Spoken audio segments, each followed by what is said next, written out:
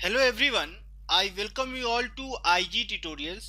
तो आज के इस सेशन में हम लोग देखेंगे एसएससी सीजीएल टायर 2 क्वेश्चंस के सॉल्यूशन। और आज हम लोग डिस्कस करेंगे 1 दिसंबर 2016 एसएससी सीजीएल टायर 2 जो क्वेश्चन पूछा था उसका पार्ट 2 देखेंगे। और आज हम पार्ट 2 में आपको question number 16 to question number 30 तक के क्वेश्चंस को अपन डिस्कस करेंगे। तो इससे पहले हम लोगों ने 30 नवंबर वाला जो जितने भी 100 क्वेश्चंस थे उसके डिस्कस कर चुके हैं। टोटल 7 पार्ट्स हुए थे, हर एक पार्ट्स में 15 क्वेश्चंस मैंने डिस्कस किया था। सिमिलरली मैं 1 दिसंबर के क्वेश्चन के लिए भी हर एक पार्ट में 15 क्वेश्चन ले रहा हूं। तो पार्ट 1 में हम लोग 1 to 15 देख चुके हैं। आज हम लोग question number 16 to 30th question को देखेंगे। तो चलिए, आज के सेशन स्टार्ट करने से पहले आप लोग से रिक्वेस्ट है कि यदि आपको वीडियो अच्छा लग रहा हो, आप चाहते हैं कि मेरे साथ जुड़े रहें, तो प्लीज चैनल को सब्सक्राइब कर लीजिए। वीडियो अच्छा लगे तो लाइक जरूर कर दीजिएगा। कुछ सुझाव हो या किसी क्वेश्चन का सॉल्यूशन आपको समझ में नहीं आया हो तो आप कमेंट बॉक्स के थ्रू आप हमसे पूछ सकते हैं। यदि आपको सही में अच्छा लग रहा है वीडियो तो आप अपने फ्रेंड्स के बीच भी शेयर कर सकते हैं। तो चलिए, without any further edu, let's get started and we'll take our first question of this session। तो चलिए, आज के सेशन में हम सबसे पहले आपको क्वेश्चन नंबर 14 का सॉल्यूशन बताऊंगा। जो लास्ट सेशन था उसमें मैंने 14 का सॉल्यूशन कुछ गलत बता दिया था, तो उसका मैं क्लैरिफिकेशन कर देता हूं कि इस क्वेश्चन का राइट आंसर क्या होगा। हालांकि उस क्वेश्चन के नीचे मैंने पोस्ट कर दिया था कि क्वेश्चन नंबर 14 का आंसर कुछ और होगा जो मैं डिस्कस किया था। तो चलिए एक बार और इस क्वेश्चन को देख लेते हैं। A does 2/5 of the work in 9 days। 2/5 कहने का क्या मतलब हुआ कि 40% वर्क। 40% वर्क यदि ए करता है 9 डे, मतलब 9 डेज में, तो टोटल वर्क वो कितने दिनों में कर देगा? आपको 45/2 डेज में कर देगा। ओके, अब आगे बोला गया है कि then B joined him and completed the remaining work in 6 days। तो रिमेनिंग वर्क यदि 6 days में हो रहा है तो अब देखिए, ए कितना काम कर चुका था? 40% काम कर चुका था। तो रिमेनिंग वर्क कितना है? आपको 60% है। तो 60% करने में 6 डेज लग रहा है, तो 100% करने में आपको कितना डेज लगेगा? Total number of days 10 days होगा। तो सपोज बी का हम लोग को फाइंड आउट करना है, तो बी का वैल्यू पता नहीं है, और ए और बी दोनों मिलकर यदि शुरू से ही इस काम को करता तो कितने दिनों में इस काम को खत्म कर देता? 10 डेज में खत्म कर देता। चूंकि हम आपको बताया था कि हम वर्क एंड जो टाइम एंड वर्क है उसके लिए एलसीएम मेथड यूज करते हैं। तो इसका एलसीएम लेंगे, सपोज 90 यदि ले लिए तो ए वाला पार्ट 4 हो जाएगा, और ए प्लस बी के लिए क्या हो जाएगा? 90/10 9 हो जाएगा। तो चूंकि 4 में आप कितना जोड़ेंगे तो 9 आएगा, तो आपको 5 जोड़ना पड़ेगा। अब देखिए, तो ए वाला वैल्यू यदि आप x लेते हैं तो 90/x should be equal to 5। यहां से इसका मतलब x का वैल्यू आपको आ जाएगा 18 डेज। मतलब कि बी अकेले उस पूरे काम को कितने दिनों में खत्म करता? 18 डेज में। तो इस क्वेश्चन का राइट आंसर ऑप्शन डी होगा। पहले जो फर्स्ट सेशन में मैंने इस क्वेश्चन का आंसर कुछ और ही बताया था, शायद ऑप्शन बी बताया था, बट ए नहीं होकर के ऑप्शन डी इस क्वेश्चन का आंसर होगा। चलिए अब हम लोग शुरू करते हैं क्वेश्चन नंबर 16 को। क्वेश्चन नंबर 16 क्या बोला गया है? A man does double the work done by a boy in the same time. एक जो आदमी है, जो कोई लड़का है, उसके डबल काम करता है सेम काम सेम समय में, सेम टाइम के लिए। तो इसका मतलब आप बोल सकते हैं कि मैन जो है वो 2 बॉय के बराबर है, एक आदमी 2 लड़कों के बराबर है। Obviously the number of days that 3 men and 4 boys will take to finish the work which can be done by 10 men in 8 days। अब देखिए, m1 d1 बटा w1 is equal to m2 d2 वाला by W2 formula लगाइए। अब देखिए, main M क्या है? आपको मेन पावर है। तो फर्स्ट केस में 3 men और 4 boys है। 3 men तो है, 4 boys, इस वाले इक्वेशन से 4 boys बराबर क्या हो जाएगा? इक्विवेलेंट टू 2 men हो जाएगा। इसका मतलब टोटल 5 men हुआ। नंबर ऑफ डेज आपसे पूछा गया है, टोटल वर्क तो 1 है, m2। नेक्स्ट केस में आपको मैन पावर कितना दिया गया है? 10 men दिया गया है, इन टू कितने दिनों में खत्म कर रहा है? 8 डेज में। एम से एम कट गया, 5 दूना 10, मतलब कि नंबर ऑफ डेज कितना आ जाएगा? आपको 16 डेज आ जाएगा। तो जो निकालना था उस चीज का राइट आंसर क्या होगा आपको 16 days will be our right answer. चलिए क्वेश्चन नंबर 17 को लेते हैं हम लोग। क्वेश्चन नंबर 17 क्या बोल रहा है? The market price of an article is 30% higher than the cost price if a trader sells the article allowing 10% discount to customer then the gain percentage will be. अब आपको पता है कि प्रॉफिट और लॉस हमेशा कॉस्ट प्राइस पे होता है और डिस्काउंट जो होता है हमेशा मार्केट प्राइस पे होता है। ये दो चीजों आपको ध्यान में रखना है, दो चीजों को, ठीक है। अब देखिए कॉस्ट प्राइस, यहाँ पे मार्केट प्राइस और सेलिंग प्राइस। अब आपको बोला क्या गया है कि the market price of an article is 30% higher than the cost price. Cost price को x लेते हैं तो ये कितना हो जाएगा 1.3x। If trader sells the article allowing 10% discount, यदि ट्रेडर इस पे डिस्काउंट 10% का करता है तो डिस्काउंट टोटल कितना हो जाएगा 0.13x हो जाएगा। यदि आप मार्केट प्राइस में से डिस्काउंट घटाएंगे तो सेलिंग प्राइस आ जाएगा, तो वो कितना आ जाएगा 1.17x आ जाएगा। ओके, अब आपसे पूछा क्या गया है कि गेन परसेंट कितना होगा। अब देखिए कितना इजीली इस चीज को आप कर सकते हैं। कॉस्ट प्राइस आपको x है, सेलिंग प्राइस 1.17x है, इसका मतलब यहां से आप प्रॉफिट या गेन परसेंट निकाल सकते हैं। गेन परसेंट कितना होगा 17% होगा, तभी तो इस क्वेश्चन का जो सेलिंग प्राइस है, इस चीज का सेलिंग प्राइस 1.17x हो जाएगा। तो इस क्वेश्चन का राइट आंसर क्या होगा option A, 17% will be the profit percent और गेन परसेंट, जो भी कहना है आप कह सकते हैं। तो चलिए अब हम लोग क्वेश्चन नंबर 18 की तरफ मूव करते हैं। सेम कॉन्सेप्ट जो हम लोग क्वेश्चन नंबर 17 देखे थे, सेम कॉन्सेप्ट 18 में भी लगेगा। A merchant marked the price of an article by increasing the production cost by 40%. Now he allows 20% discount and get a profit of 48 after selling it. The production cost is what? अब देखिए आपको क्या करना है, यहाँ पे cost price है, okay, production cost या मार्केट प्राइस कुछ भी बोलिए, प्रोडक्शन कॉस्ट ये है, यहाँ पे सेलिंग प्राइस है। अब आपको बोला क्या गया है, a merchant mark the price of an article, mark the price, a mark price है, mark the price of an article increasing its production cost, ये सीपी बोलिए या प्रोडक्शन कॉस्ट बोलिए, कुछ भी बोलिए। यदि इसको आप एक्स ले रहे हैं तो मार्क प्राइस क्या होगा 40% इंक्रीज करने के बाद 1.4x हो जाएगा। अब उसमें 20% का डिस्काउंट दे रहा है। अब आपको पता है कि डिस्काउंट जो होता है हमेशा मार्केट प्राइस पे होता है, तो 1.4x में आप 20% का डिस्काउंट दे रहे हैं, इसका मतलब कि 0.28x का डिस्काउंट दे रहे हैं, तो फाइनल आपको कितना आ जाएगा 1.12x आ जाएगा।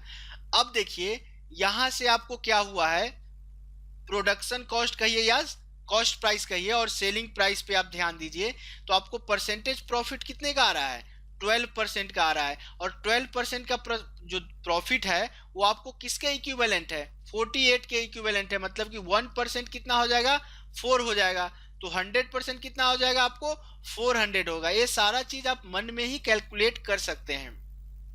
तो 100% कहने का क्या मतलब, किसी भी चीज का 100% कहने का मतलब कि वो कॉस्ट प्राइस है, प्रोडक्शन कॉस्ट है, इसका मतलब इस क्वेश्चन का आंसर क्या हो जाएगा, इस क्वेश्चन का आंसर आपको हो जाएगा option C, ₹400 will be the production cost of that article. चलिए अब हम लोग क्वेश्चन नंबर 19 को देखते हैं। क्वेश्चन नंबर 19 थोड़ा सा अच्छा क्वेश्चन है, जो पीछे के दो क्वेश्चन हम लोगों ने प्रॉफिट एंड लॉस का डिस्कस किया उससे थोड़ा सा आपको ज्यादा दिमाग लगाना पड़ेगा। इसमें क्या बोला है, a watch dealer page 10% custom duty on A watch which cost Rs 500 abroad. He desires to make a profit of 20% after giving a discount of 25%, okay, to the buyer. Next क्या बोला गया है, the market price should be what. अब देखिए आप कोई चीज खरीद रहे हैं, सपोज आप कोई मार्ट में जा रहे हैं, कोई मेगा मार्ट में जा रहे हैं, कोई कपड़ा खरीद रहे हैं, उस कपड़े पे आपको टैग लगा हुआ है 100% का, बट उसमें आपको गवर्नमेंट बोलती है कि नहीं हमको 10% इस पे आप टैक्स दीजिए। तो आप टोटल जो पे करते हैं, टोटल आपको कितना पे करना पड़ता है 110 रुपया पे करना पड़ता है। क्यों, क्योंकि 100 रुपया उस चीज का दाम है, उस पे 10% आप टैक्स दिए, बट टोटल तो आपने 110 रुपया पे किया ना, तो आपका कॉस्ट प्राइस कितना हो जाएगा 110 रुपया। तो सिमिलरली बोला गया है कि 500 का कोई वॉच है, उस पे आप 10% क्या कर रहे हैं, कस्टम ड्यूटी दे रहे हैं। इसका मतलब कि 50 रुपये आप कस्टम ड्यूटी दे रहे हैं, इसका मतलब 550 रुपीज। तो ए वाला प्राइस जो है, ये प्राइस आपका कॉस्ट प्राइस हो जाएगा। ओके, अब बोला गया he desires to make a profit of 20% after giving a discount 25%। तो मार्क प्राइस हमेशा डिस्काउंट मार्क प्राइस पे ही दिया जाता है। ओके, तो मार्क प्राइस को हम लोग एक्स ले लेते हैं, तो इस पे डिस्काउंट कितना का दिया गया है, 25% का डिस्काउंट दिया गया है। इसका कहने का मतलब सेलिंग प्राइस आपको हो जाएगा 0.75x।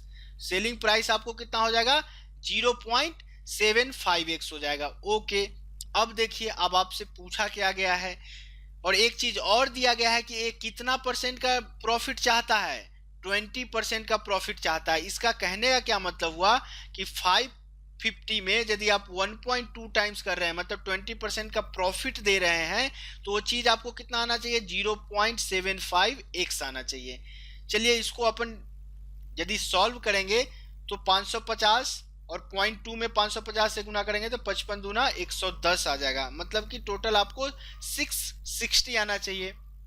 तो इतना कॉम्प्लिकेटेड यदि आप नहीं करना चाहिए, चलते हम आपको एक एक करके कैलकुलेट करके बताते हैं। 1.2 को हटाएंगे, नीचे 10 आएगा, 75 नीचे लाएंगे तो 100 आ जाएगा, गुना x दिया गया है। इसको काटेंगे 3 से, इसको काटेंगे 4 से। ओके, देखिए 12 को काटेंगे 4 टाइम्स, इसको यदि 2 से काटेंगे तो 2 पंचा 10 हो जाएगा। अब आपको क्या आया, x का वैल्यू, उसको आप इजीली निकाल सकते हैं। 5 से इसको भी काट दीजिए, कितना आ जाएगा आपको, 110 आ जाएगा।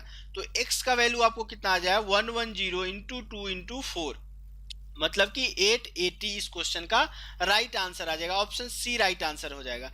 अब आप, चूंकि मैंने डिटेल में कैलकुलेट करके बताया, बहुत इजीली भी आप इस चीज को कैलकुलेट कर सकते थे। चलिए क्वेश्चन नंबर 20 को देखते हैं हम लोग। क्वेश्चन नंबर 20 क्या बोला है, a shopkeeper allows 20% discount on his advertised price and to make a profit of 25% on his outlay. What is the advertise price in rupees on which he gains rupees 6000। Okay, अब आपको एक चीज मैं note में बता दूं कि यदि आप मेरा वीडियो देखे होंगे रेसिप्रोकल थ्योरम, वहां पे मैंने डिटेल में बताया है कि क्या बताया है इस चीज को, आप वही वाला कॉन्सेप्ट जो है मैं यहाँ पे आपको यूज करने वाला हूँ। क्या कि यदि कॉस्ट प्राइस है, यहाँ पे सेलिंग प्राइस है, कॉस्ट प्राइस यदि 1/x से ज्यादा है तो सेलिंग, यदि इस चीज को आप देखिए कि प्रॉफिट के केस में, तो ऑब्वियसली सेलिंग प्राइस बड़ा होगा कॉस्ट प्राइस से। तो सेलिंग प्राइस यदि कॉस्ट प्राइस से 1/x से ज्यादा है तो कॉस्ट प्राइस सेलिंग प्राइस से कितना कम हो जाएगा, 1/x प्लस 1 से कम हो जाएगा। आप जरूर रेसिप्रोकल थ्योरम को देखिए। हालांकि रेसिप्रोकल थ्योरम मैं उस समय जस्ट छोटे से बोर्ड पे बता रहा था, वॉइस उतना क्लियर नहीं है, क्वालिटी क्लियर नहीं है, तो मैं जस्ट नेक्स्ट कुछ सेशन के बाद उसका पूरा डिटेल एक बार और से वीडियो फॉर्म में आप लोगों के बीच लेकर के आऊंगा। तो देखिए क्वेश्चन क्या बोल रहा है, shopkeeper allows 20% discount on his advertise price. तो मार्क प्राइस पे ही तो 20% का डिस्काउंट देगा। Okay, to make a profit of 25%, मतलब कि कॉस्ट प्राइस यहाँ पे है, तो ये वाला चीज आपको क्या बोला है, कॉस्ट प्राइस का 1.25 होगा सेलिंग प्राइस, तभी तो 25% का आपको क्या होगा, मुनाफा होगा या लाभ होगा या प्रॉफिट होगा या गेन होगा। ओके, अब आपको बोला गया है कि टोटल गेन कितने का है, 6000 रुपीज का है। अब मार्क प्राइस देखिए, मार्क प्राइस को यदि आप x लेते हैं तो 20% डिस्काउंट देने के बाद आपको ये कितना हो जाएगा, 0.8x हो जाएगा। अब देखिए सेलिंग प्राइस कॉस्ट प्राइस से कितना ज्यादा है, 25%, मतलब कि 1/4 ज्यादा है। सेम ए वाला चीज हम लोग यहाँ पे यूज कर रहे हैं। तो सेलिंग प्राइस कॉस्ट प्राइस से 1/4 ज्यादा है, तो कॉस्ट प्राइस सेलिंग प्राइस से कितना कम हो जाएगा, 1/5 हो जाएगा, 1/x प्लस 1। इसका कहने का क्या मतलब, 20%। तो इस चीज को यदि आप ये करें, यदि इस चीज को आप ऐसे सॉल्व करेंगे तो 0.8x का 20%, तो 20% आपको कितना होना चाहिए, टोटल प्रॉफिट कितना क्या आया है, 6000 का आया है। इस चीज को आप सॉल्व करेंगे तो क्या आ जाएगा, 8/10x इंटू 20% को 1/5 लिखेंगे तो आपको आ जाएगा 6000। ओके, चलिए इसको हम लोग 5 से काट देते हैं, 2 चौका 8, 4 को 6000 से काटेंगे कितना आ जाएगा 1500। तो x का वैल्यू कितना आ गया 1500 गुना 25। इसको यदि सॉल्व करेंगे 25 पंचे 125, 12 25 इकाई 25, 12 37। तो आपको x का वैल्यू कितना आ गया, x का वैल्यू आ गया 37,500। आपसे पूछा क्या गया था, what is the advertised price. तो एडवर्टाइज्ड प्राइस क्या हो गया है, आपको एडवर्टाइज प्राइस कहने का मतलब कि जो मार्क प्राइस है वही आपका एडवर्टाइज प्राइस है। तो इस केस में इस क्वेश्चन का आंसर आपको क्या आ जाएगा, इस क्वेश्चन का आंसर आ जाएगा ऑप्शन सी। मैंने ऑप्शन बी भी एक डाल दिया था, तो ऑप्शन सी जो होगा 37,500 will be our right answer. चलिए क्वेश्चन नंबर 21 को देखते हैं, 21 को। क्वेश्चन नंबर 21 क्या बोला है, जस्ट इजी क्वेश्चन है। आपको रेशियो प्रोपोर्शन में क्या कंबाइंड रेशियो कैसे निकालते हैं ये आपको पता होना चाहिए। सपोज मैं आपको एक चीज बता दूं कि A इज टू बी और B इज टू सी दिया गया है, तो आपको A is to B is to C कितना इजीली आप निकाल लेंगे, इस चीज को मैं यहाँ पे आपको बताने वाला हूँ, ठीक है। तो देखिए कैसे इसको करेंगे अपन।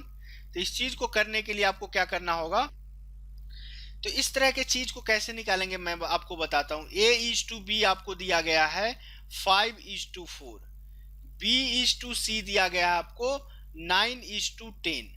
अब कुछ मत कीजिए, जो दिया गया है एक लाइन में उस चीज को गुना कीजिए 45, और दूसरा जो दिया गया 9 इज टू 10 दिया गया है, ओके 9 इज टू 10, और दूसरा जो चीज दिया गया है क्या 4 और 10 उसको मल्टीप्लाई कीजिए तो कितना आएगा 40। ए हमेशा आपको ए और सी का रेशियो देगा। तो आपको बी कैसे निकाल सकते हैं, आप देखिए सी यदि 40 है तो 10 को 4 टाइम्स किए हैं, इसका मतलब बी को भी 4 टाइम्स करना पड़ेगा, तो 36 हो जाएगा। या आप ए वाला पोर्शन को देखें तो 5 इज टू 4 है ए इज टू बी, ए को आपने 45 किया मतलब 5 को 9 टाइम्स किया तो 4 को भी 9 टाइम्स करना पड़ेगा, तो ये चीज आपका क्या हो जाएगा A is to B is to C निकल जाएगा। ये कंबाइंड रेशियो बहुत इजीली निकाल सकते हैं इस मेथड से।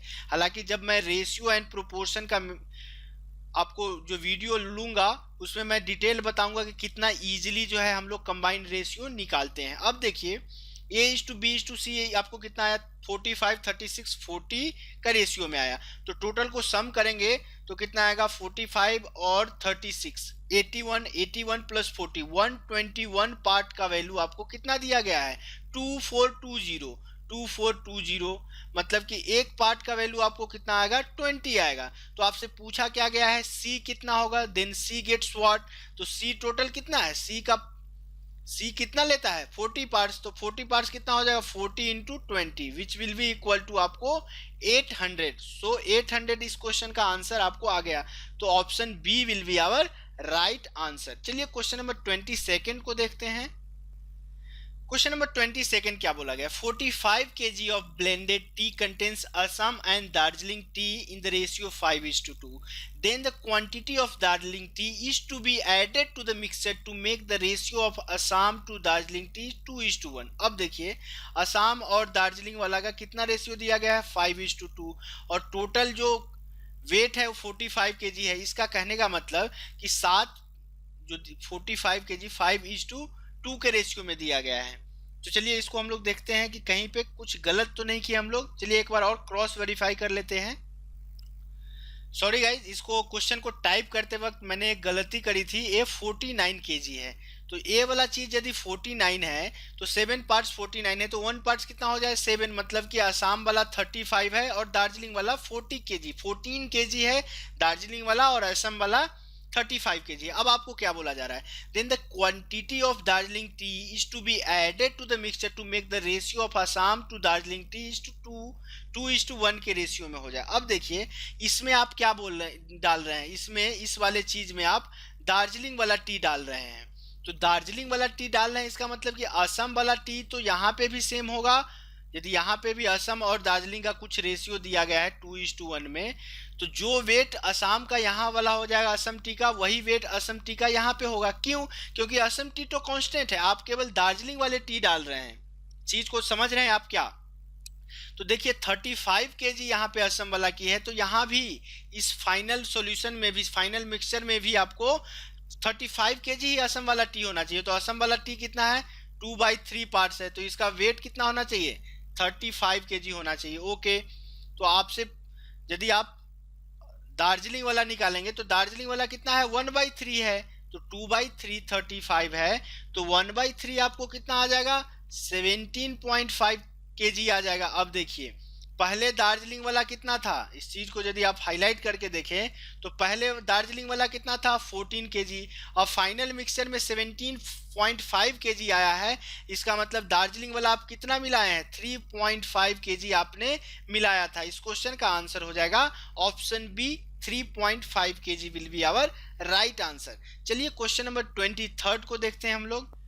क्वेश्चन नंबर 23 क्या बोला है, among 123 examinees of a certain school the ratio of successful and unsuccessful, okay, 9:2 दिया गया है। अब देखिए टोटल 123 स्टूडेंट है, मतलब 11 पार्ट 123, अगेन कुछ गलती की है, 132 होना चाहिए, एक्सक्यूज मी फॉर दैट, ये वाला चीज आपको कितना आना चाहिए, 132 होना चाहिए, टाइपो एरर हो गया यहाँ पे।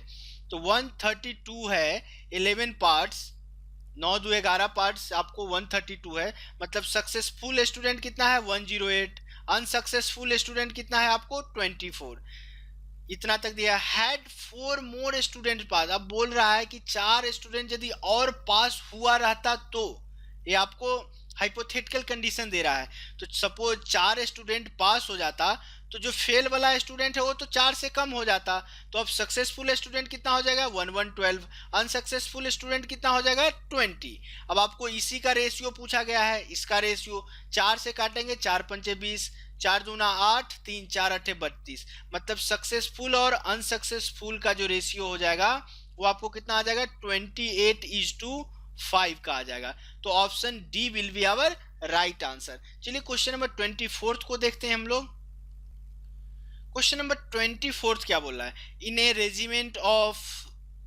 Regiment the ratio between number of officer to soldier was 3:31, officer to soldier कितना दिया गया है, 3:31 आपको दिया गया है। Before battle, in a battle 6 officers and 22 soldiers were killed and the ratio becomes 1:13 का। ओके, अब देखिए ऑफिसर आपको 3x हो जाएगा, सोल्जर्स कितने हो जाएंगे 31x, तो क्या हो रहा है 6 ऑफिसर्स मर जाते हैं, तो 3x टोटल था उसमें से 6 मर गए।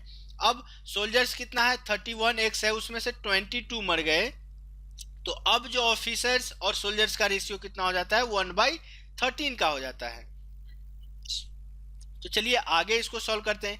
13 तिया 39 और 31, मतलब 8x आपको कितने का बराबर हो जाएगा, ये -22 प्लस 13 छक 78 आ जाएगा, मतलब 8x will be equal to 56, तो x का वैल्यू आपको कितना आ गया 7 आ गया। अब आपसे पूछा क्या गया है, then the number of officers in the regiment before battle, before battle आपको नंबर ऑफ ऑफिसर्स कितने थे, number of officers before battle आपने लिया था 3x, तो x का वैल्यू हम लोग को आया है 7, तो 7 21, मतलब कि number of officer in the regiment before battle was 21, मतलब कि जो लड़ाई हुई थी, जो युद्ध हुआ था उससे पहले आपको टोटल नंबर ऑफ ऑफिसर्स थे पूरे रेजिमेंट में 21 थे। चलिए क्वेश्चन नंबर 25 को देखते हैं हम लोग। तो क्वेश्चन नंबर 25 आपको एलिगेशन एंड मिक्सचर का क्वेश्चन है, हालांकि सेम तरह के क्वेश्चन मैंने ऑलरेडी एलिगेशन टॉपिक को शुरू कर चुका हूं, 7 पार्ट्स ऑलरेडी बना चुका हूं, तो आप वहां फॉलो कर सकते हैं, सेम तरह के क्वेश्चन मैंने वहां भी समझाया था, ठीक है। अब बोल रहा है क्या, 3 containers have their volume in the ratio 3:4:5, okay, 3:4:5 में 3 कंटेनर्स का वॉल्यूम दिया गया है। They are full of mixture of milk and water, अब mixture contains milk and water in the ratio 4:1, पहले वाले में 4:1 है, दूसरे वाले में 3:1 है, तीसरे वाले में आपको 5:2 के रेशियो में, कौन सा रेशियो है ये, मिल्क और वाटर का रेशियो है। चलिए इसको बनाने के लिए मैंने आपको क्या बोला था, सबका टोटल पार्ट्स ले लीजिए, तो ऊपर वाला चीज का टोटल पार्ट्स कितना हो जाए 12, नीचे वाला इसका 5, इसका 4 और इसका 7। अब सारे का एलसीएम ले लीजिए, एलसीएम ऑफ 12, 5, 4 और 7, ये आपको कितना आएगा, 12 पंचे 60, 60 6 7 42, 420 आएगा।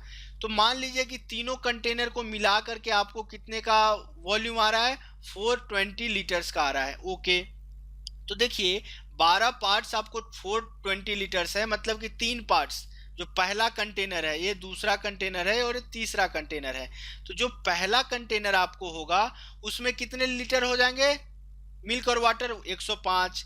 क्योंकि 12 120 है, 12 पार्ट्स 420 है, तो एक पार्ट 35 होगा। ये कितना आ जाएगा आपको, 35 चौका 140 आ जाएगा, तो ये 140 आ जाएगा। और 35 पंचे निकालना है, तो 35 पंचे कितना हो जाएगा, 175 आपको थर्ड वाला हो जाएगा। ओके, अब देखिए 4:1 के रेशियो में मिल्क और वाटर है। तो चलिए यहाँ पे हम लोग मिल्क और वाटर तीनों का निकालते हैं। तो फर्स्ट कंटेनर में टोटल 105 लीटर है और 4:1 में मिल्क और वाटर है, तो मिल्क कितना हो जाएगा 41, वाटर कितना हो जाएगा 21। दूसरे कंटेनर में विचार करें तो टोटल कितना है 140 केजी है।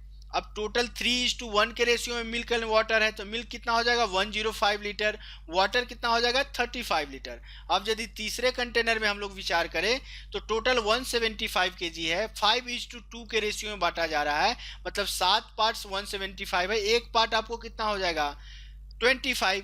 तो मिल्क वाला चीज आपको कितना आ जाएगा 25 पंचे 125, और वाटर वाला चीज कितना आ जाएगा 50 आ जाएगा। चलिए इसको कैलकुलेट करते हैं।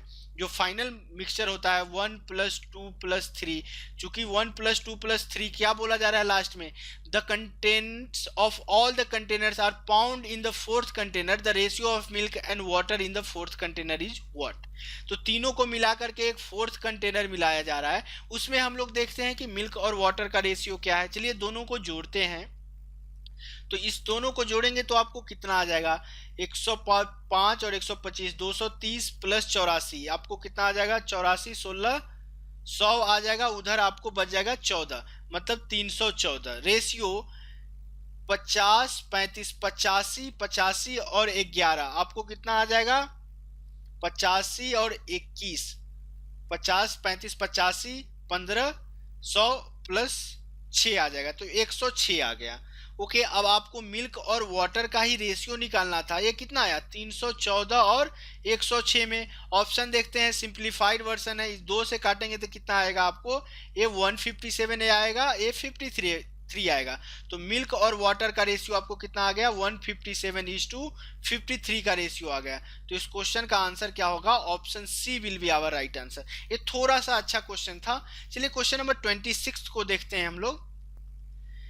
ये वाला क्वेश्चन बहुत ही इजी क्वेश्चन है, जस्ट 1 लाइन का क्वेश्चन है, आप मन में भी इस चीज को कैलकुलेट कर सकते हैं। हालांकि एलिगेशन ऑलरेडी मैं स्टार्ट कर चुका हूं, नंबर लाइन सिस्टम यहाँ पे लगाएंगे।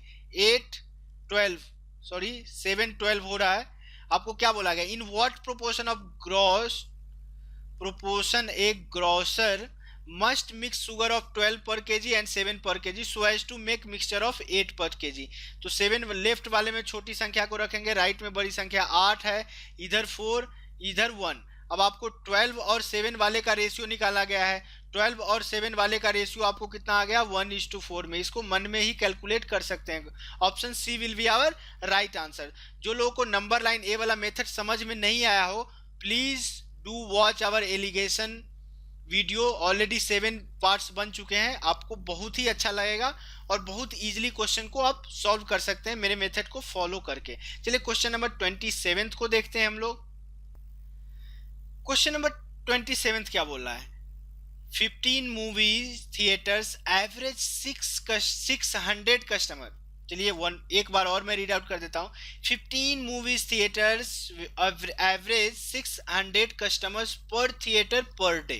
पर थिएटर पर डे आपको बोला है, पर थिएटर पर डे कितना कस्टमर उसको आता है 600 कस्टमर, और टोटल उस तरह के कितने थिएटर है 15 थिएटर है, मतलब टोटल कस्टमर आपको कितना हो जाएगा 9000 हो जाएगा। Okay, if 6 of the theaters closed down but the total theater attendance shows the same, मतलब कि आपको बोल रहा है कि 6 वाला बंद हो गया, मतलब कि 6 का कोई भागीदारी नहीं रहा टोटल नंबर ऑफ कस्टमर्स में, तो बाकी का जो 9 है वही तो आपको कितना दे रहा है 9000 कस्टमर दे रहा है। अब आपसे पूछा क्या जा रहा है, then the average daily attendance per theatre among the remaining theatre is what.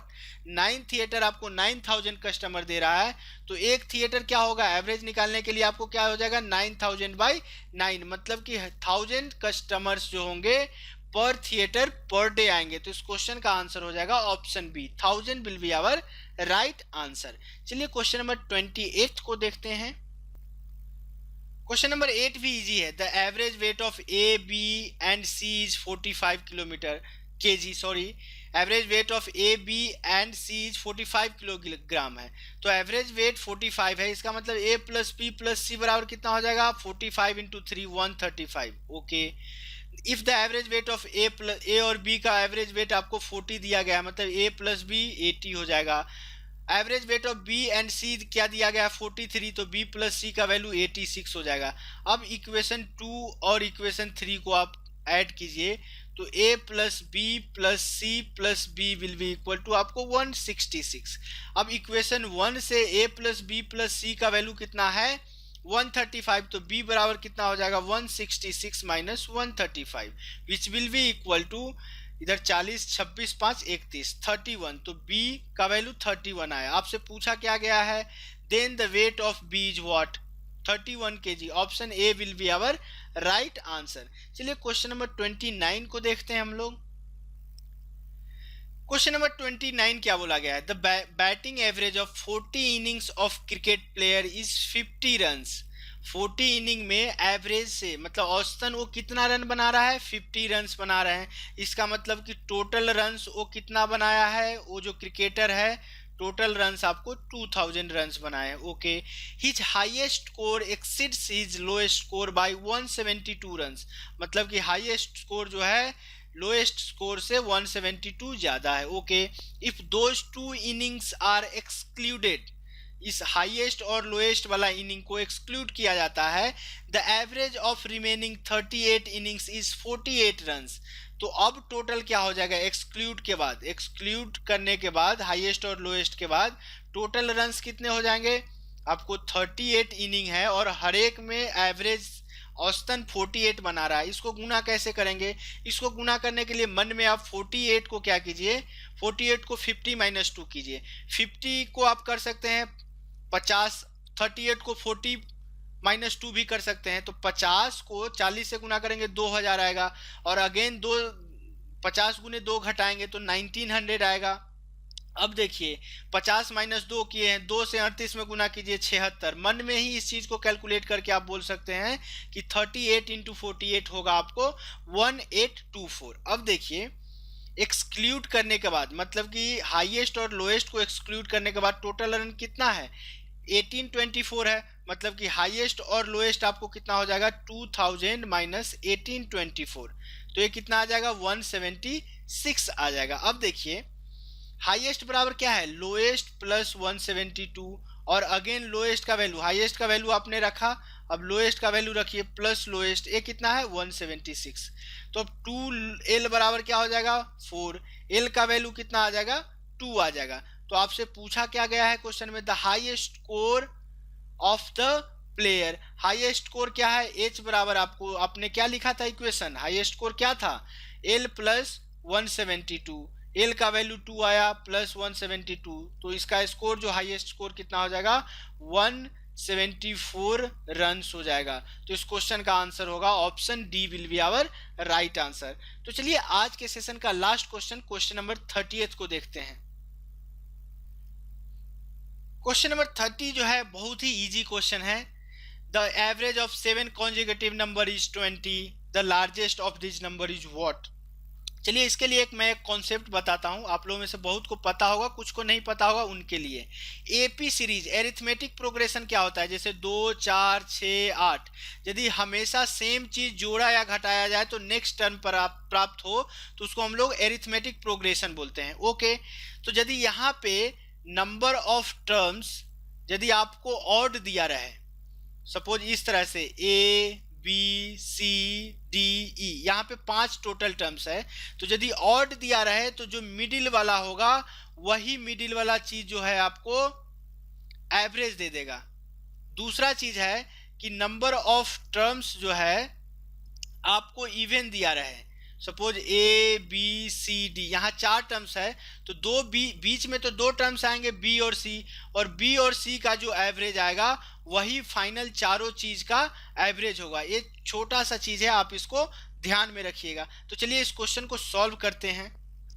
तो यहाँ पे क्या बोला गया है, the average of 7 consecutive number, 7 consecutive number क्या बोलते हैं, जैसे 5, 6, 7, 8, ये सारे कॉन्जिक्यूटिव नंबर है।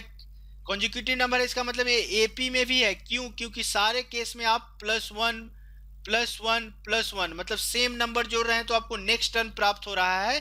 तो ये एपी का चीज है। अब देखिए 7 consecutive number, 1 2 3 4 5 6 7, number of terms कितना दिया गया है 7, मतलब 7 वाले में तो आपको बीच में एक ही टर्म्स आएगा, और जो बीच में आएगा वही आपको एवरेज दे देगा। तो एवरेज आपको कितना दिया गया है 20, मतलब कि बीच वाला टर्म आपको कितना दिया गया है 20। आपसे लार्जेस्ट नंबर पूछा गया है, तो चूंकि कंजुकेटिव नंबर है मतलब एक एक का डिफरेंस होगा, तो ये 21 होगा, ये 22 होगा, ये 23 हो जाएगा। तो लार्जेस्ट नंबर आपको क्या हो जाएगा, option B 23 will be the largest number of that consecutive series. तो चलिए ये था हमारा आज के सेशन का लास्ट क्वेश्चन। तो चलिए आज के सेशन को हम यहीं क्लोज करते हैं। तो सेशन क्लोज करने से पहले आप लोग से रिक्वेस्ट है कि यदि आपको ये वीडियोज अच्छे लग रहे हैं, आपके एग्जाम पॉइंट ऑफ व्यू से आपके लिए यूजफुल हेल्पफुल लग रहा है, आप चाहते हैं कि मेरे साथ जुड़े रहें, तो प्लीज़ चैनल को सब्सक्राइब कर लीजिए। सब्सक्राइब करने का फ़ायदा होगा कि जब भी कोई नया वीडियो मैं डालूंगा आपको नोटिफिकेशन आएगा, सर्च करने की कोई ज़रूरत नहीं पड़ेगी। वीडियो अच्छे लग रहे हैं तो आप लाइक करना मत भूलिएगा। किसी क्वेश्चन का सॉल्यूशन या कोई कॉन्सेप्ट आपको समझ में नहीं आया हो तो आप हमको कमेंट बॉक्स के थ्रू जरूर पूछ सकते हैं, या आप लोगों की सुविधा के लिए मैंने एक फेसबुक ग्रुप बनाया है i.g/tutorial करके। हालांकि उस ग्रुप का लिंक मैं आपको डिस्क्रिप्शन बॉक्स में प्रोवाइड करा दूंगा, आप वहां से उस लिंक पे क्लिक करके इजीली जो है ग्रुप को ज्वाइन कर सकते हैं। आपके जितने भी डाउट्स हो, जिस भी टॉपिक का, जिस भी सब्जेक्ट का, आप वहां पर आकर के आप अपने डाउट्स पोस्ट कर सकते हैं, या आप हमसे डायरेक्टली उस क्वेश्चन का सोल्यूशन पूछ सकते हैं। यदि वीडियो अच्छा लग रहा हो तो आप अपने फ्रेंड्स के बीच शेयर भी कर सकते हैं, व्हाट्सएप के थ्रू, फेसबुक के थ्रू, या ट्विटर के थ्रू, या आप वर्बली भी इस चीज को शेयर कर सकते हैं। तो चलिए आज के सेशन को हम यहीं क्लोज करते हैं। तो तब तक के लिए कीप प्रैक्टिसिंग, प्रैक्टिस करते रहिए, स्वस्थ रहिए, व्यस्त रहिए और मस्त रहिए। Thanks for watching this video. Bye bye.